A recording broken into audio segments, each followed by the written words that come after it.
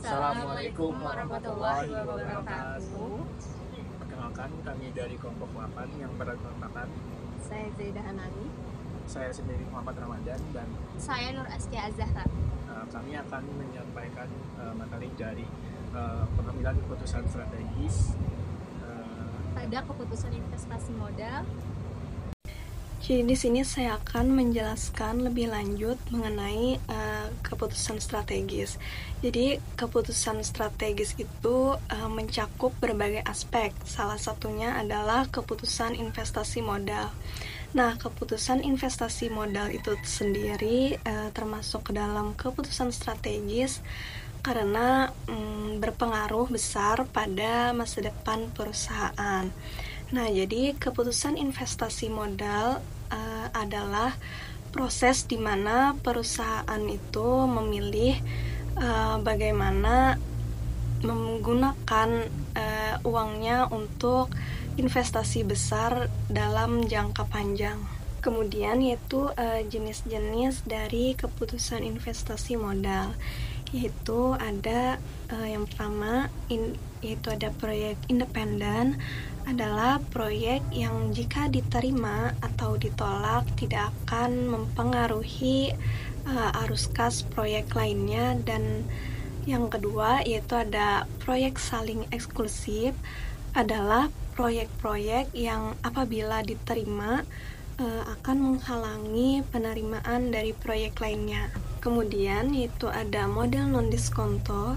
Jadi model non-diskonto itu sendiri adalah pendekatan dalam evaluasi investasi yang tidak mempertimbangkan nilai waktu dari uang.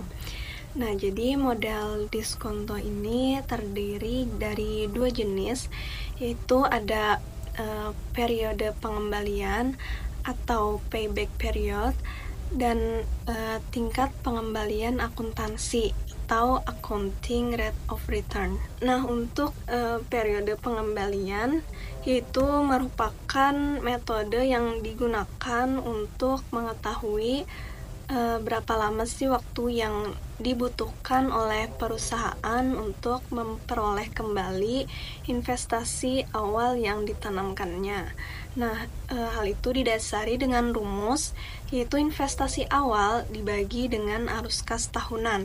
Kemudian untuk tingkat pengembalian akuntansi itu merupakan model non-diskonto kedua yang digunakan secara umum dengan rumus laba rata-rata dibagi dengan investasi awal atau investasi rata-rata. Nah, untuk yang terakhir yaitu model diskonto untuk metode nilai sekarang bersih atau NPV yang mempertimbangkan nilai waktu dari uang sehingga memasukkan konsep diskonto, arus kas yang masuk dan arus kas yang keluar.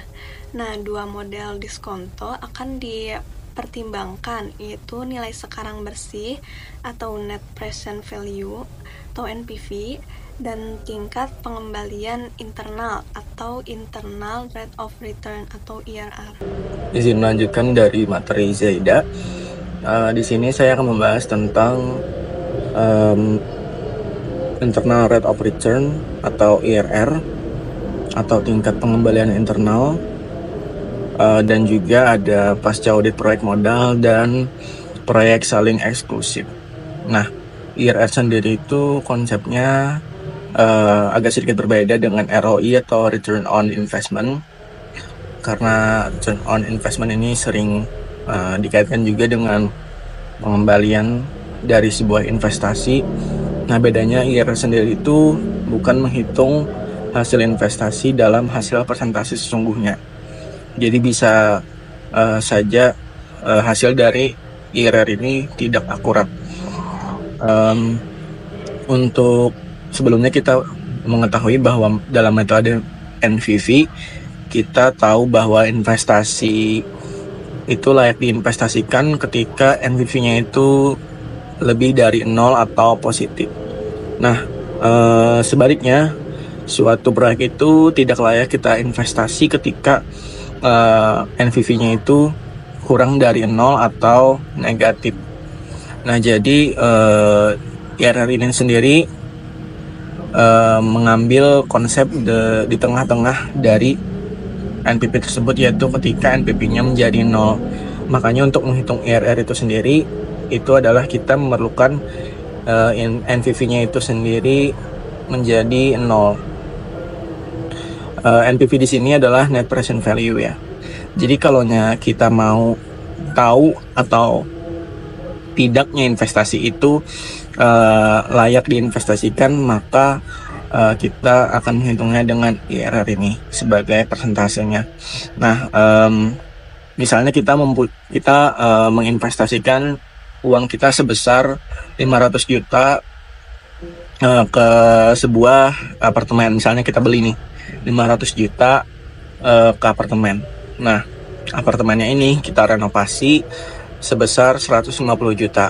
Nah, arus kas yang kita keluarkan itu sudah sekitar 650 juta. Nah, dari 650 juta itu kita coba sewakan apartemennya dengan untung setelah pajak itu sekitar 36 juta per tahun.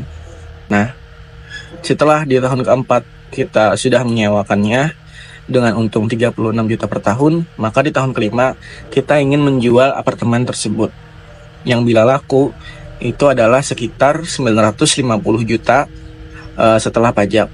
Nah,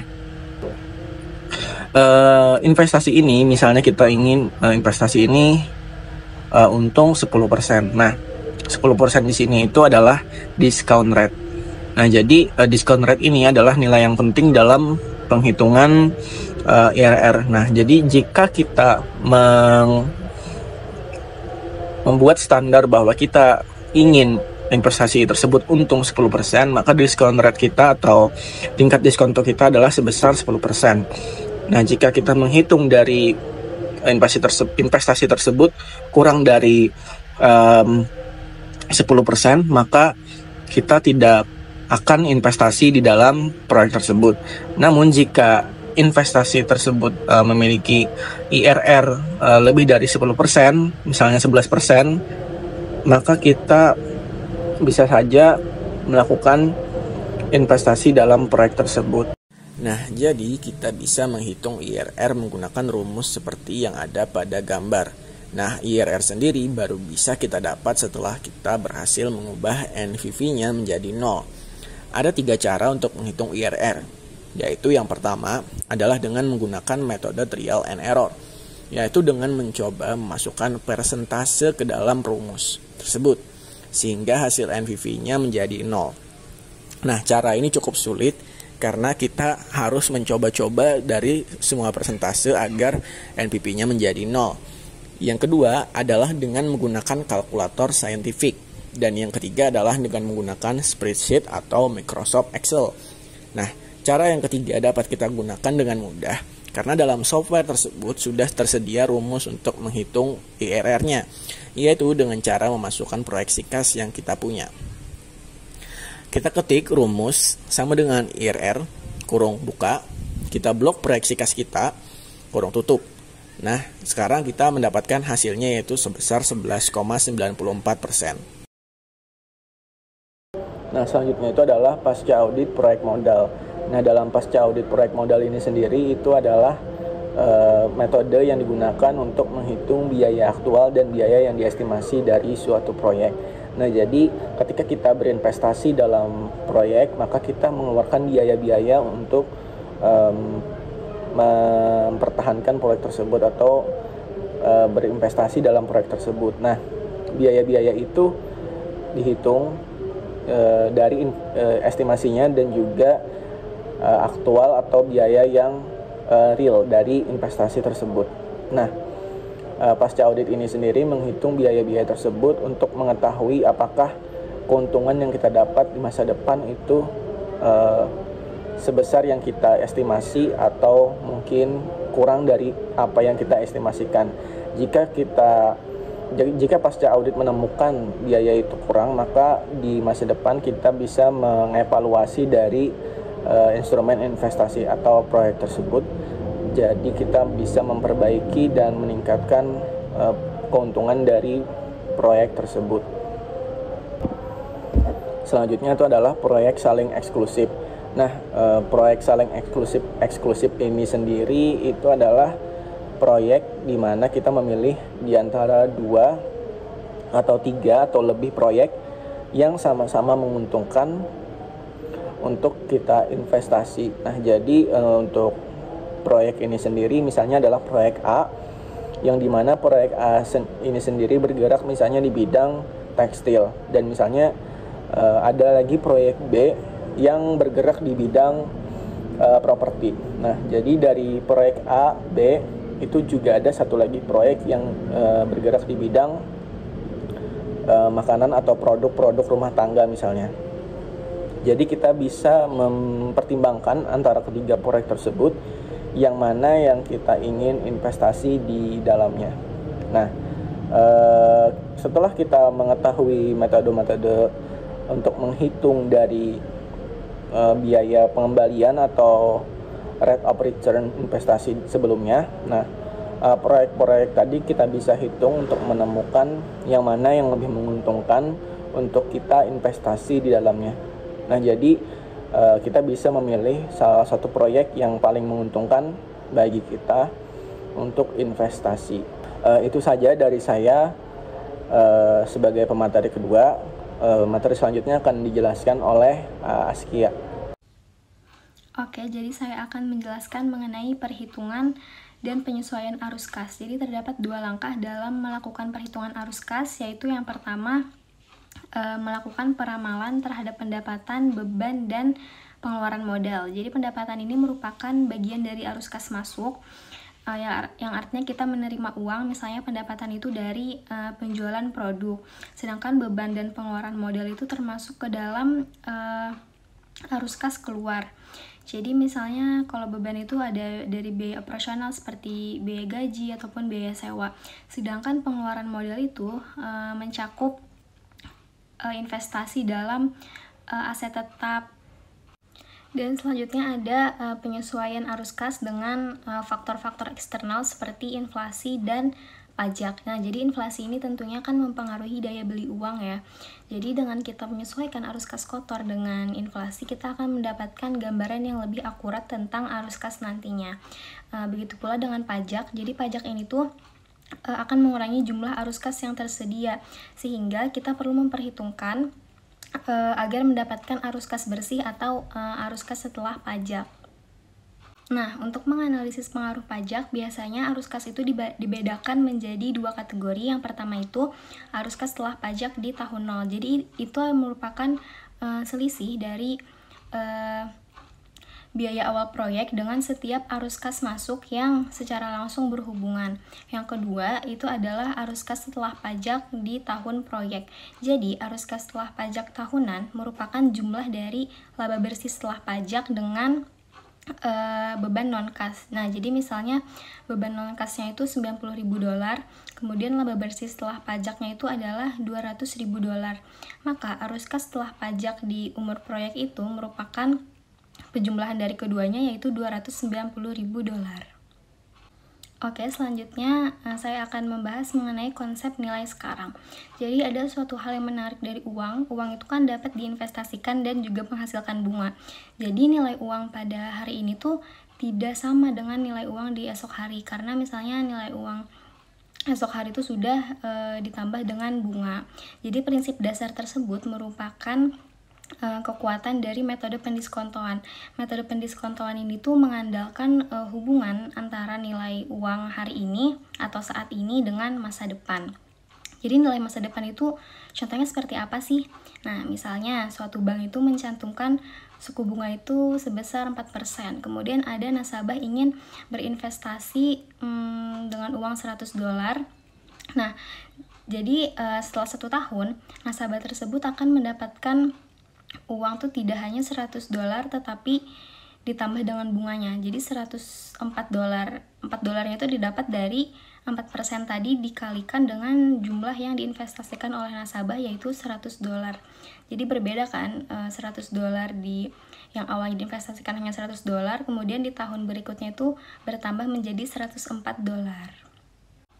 Nah, kemudian ada juga nilai sekarang itu dari serangkaian arus kas yang tidak tetap dan dari arus kas yang seragam.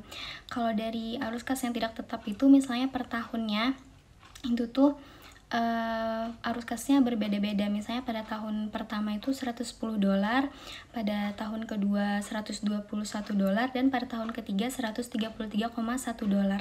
Kemudian bagaimana kita menghitung faktor diskontonya? Di sini misalnya asumsinya adalah tingkat diskontonya itu 10%. Jadi menggunakan rumus 1 dibagi 1 ditambah dengan tingkat diskontonya, kemudian dipangkatkan tahunnya. Jadi misalnya kan tadi kita menghitung misalnya arus kas di tahun kedua. Berarti 1 dibagi dengan 1, kemudian ditambah tingkat diskontonya 10% dan dipangkatkan 2.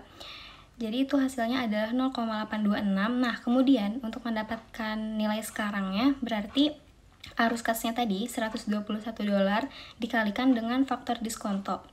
Hasil perhitungan yang menggunakan rumus tadi yaitu 0,826. Hasilnya adalah $100. Dan begitu pula dengan nilai sekarang dari serangkaian arus kas yang seragam. Jadi kalau arus kas seragam itu misalnya di tahun pertama mengharapkan arus kasnya $100, kemudian tahun kedua dan tahun ketiga juga $100. Cara menghitung faktor diskonto dan nilai sekarangnya itu masih sama seperti yang sebelumnya, yang tidak tetap.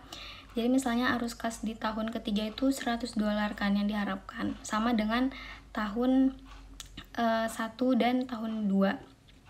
Nah, kemudian mendapatkan misalnya faktor diskontonya itu 0,751, itu dihitung menggunakan rumus yang tadi, dan nilai sekarangnya adalah $75,1. Sekian materi dari kelompok kami. Saya Muhammad Ramadan.